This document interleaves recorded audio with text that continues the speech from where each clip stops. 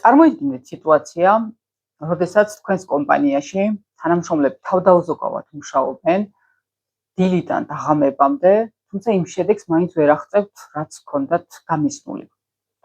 ბუნებრივია, ეს არ ნიშნავს, რომ რომელიმე თანამშრომელი არ მაცობს ან რამეს აკლებს საქმეს. საქმე როგორც წესი არის ხოლმე ჩვენს სისტემაში და პროცესებში. აი, დღევანდელ ვიდეოში მინდა გესაუბროთ ერთ ძალიან გამორჩეულ და უნიკალურ სისტემაზე, რომელსაც კანბანი ეწოდება. მოდით დავბრუნდეთ დროში, კერძოდ კი 1940 წელს, როდესაც ტოიოტას, ესე ვთქვათ, გამოჩენილი ინჟინერი, მაშინ მას ერქვა ტაიჩი ონო, გააკეთა საკმაოდ საინტერესო დაკვირვება ამერიკის სუპერმარკეტების მაგალითზე. აკვირდებოდა ის თუ როგორ ხდებოდა პროდუქციის შეძენა, როგორ იღებდა მომხმარებელი ამა თუ იმ პროდუქტს მაღაზიის დახლებიდან და როგორ ხდებოდა ამ პროდუქციის შევსება შემდგომ უკვე დახლებზე. და სწორედ აქედან გაჩნდა ლინ მენეჯმენტში ერთ-ერთი მნიშვნელოვანი პრინციპი, რომელსაც უკვე ეწოდება full სისტემა. ანუ, ასე ვთქვათ, ეგრეთ წოდებული მოზიდვის ან მეორე მხრივ შეგვიძლია ესე უწოდოთ მას, როგორც მომხმარებლის სიგნალზე რეაგირების სისტემა. ბუნებრივია, ეს პროცესი დღეს რო დააკვირდეთ, ალბათ ბანალურად მოგეჩვენებათ, თუმცა, როდესაც რძეს ვყიდულობთ მაღაზიაში, სანამ ჩვენ არ ავიღებთ ბოთს და არ გამოვანთავისუფლებთ თაროზე ადგილს, მანამდე მაღაზიის მენეჯერი თუ მისი თანამშრომელი არ გამოიტანს საწყობიდან სხვა ბოთს და არ განათავსებს ამ შემთხვევაში თაროზე. სწორედ ეს არის full სისტემა. მეორე, მისი საპირისპირო სისტემა გახლავთ push სისტემა, როდესაც თქვათ არ ვაკვირდებით, არ უსმენთ მომხმარებელს და ჩვენ უბრალოდ პირდაპირ გამოგვაქვს მაგალითად პროდუქცია და პირდაპირ ვათავსებთ თუნდაც თაროზე, ხო? მიუხედავად იმისა, მომხმარებელმა აიღო გამოანთავისუფლა ადგილი თუ არა.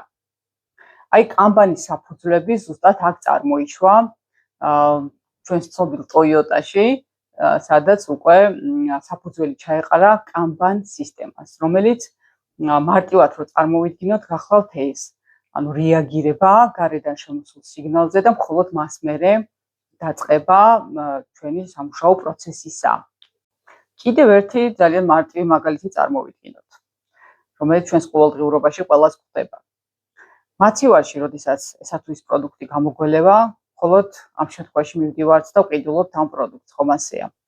ჩვენ რო პირდაპირ ავდგეთ და რაღაცა ყოველდღიურად წავიდეთ და 10 ბოთლი რძე შევიძინოთ და მოვიტანოთ ისე, რომ არ მივაქციოთ ყურადღება გვაქვს და გვესაჭიროება თუ არა, ხო აბსოლუტურად აბსურდი იქნებოდა. აი, სწორედ ეს გახლავთ კანბანის სისტემა, რომ გავაკეთოთ ის, რაც საჭიროა, რა რაოდენობითაც არის საჭირო და როდესაც იქნება ამისი საჭიროება.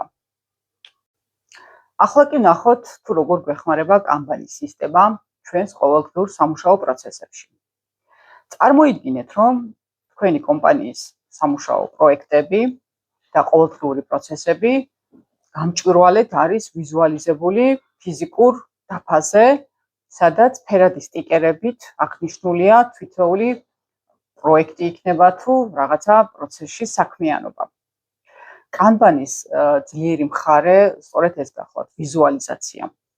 თქვენ თუ ეს ყველაფერი ვიზუალურად გექნება დატანილი და არ აქვს მნიშვნელობა ეს ფიზიკური დაფა იქნება თუ ამ შემთხვევაში ვირტუალური, ციფრული დაფა, თქვენ ძალიან გამჭვირვალედ დაინახავთ თუ თითოეული პროექტი რა ეტაპზეა, სადმე ხომ არ გვეჭედება, რამე დახმარება ხომ არ გჭირდება რომელიმე გუნდთან რომ გავწიოთ, იმისთვის რომ სწრაფად და ეფექტურად წავიდეს ჩვენი ყოველდღიური საქმიანობა.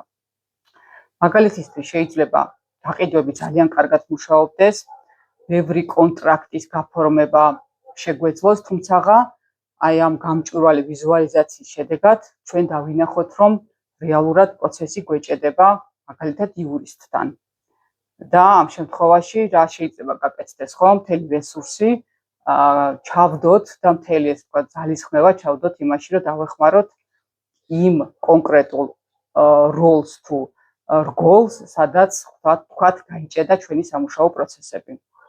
აი სწორედ აქ ვხვდებით ჩვენ ტერმინს ეგრეთ წოდებულ bottlenecks, ხო?